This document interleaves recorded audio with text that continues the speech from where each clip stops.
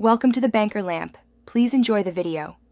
In this video, I will explain how to study English Class 10th Easy Guide. Start by making a simple weekly plan, assign 30 to 60-minute slots for reading, writing, and grammar, and prioritize weak topics first.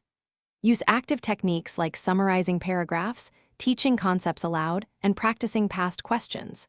Keep sessions focused, take short breaks, and track progress in a notebook for steady, stress-free improvement. In this video, I will explain how to study English Class 10th Easy Guide. Focus on active reading.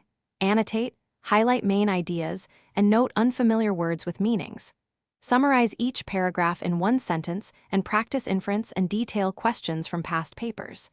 Time yourself for practice sets to build speed and review errors to avoid repeating them. This steady, mindful approach builds strong reading skills and exam readiness.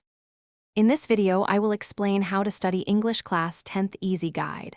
Quick recommendation: bring a bit of joy to study sessions with the Echo Dot smart speaker for gentle background music and timers, which can help focus.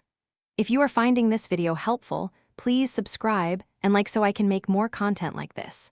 Check the description for the link and other deals. Now let's get back to the video.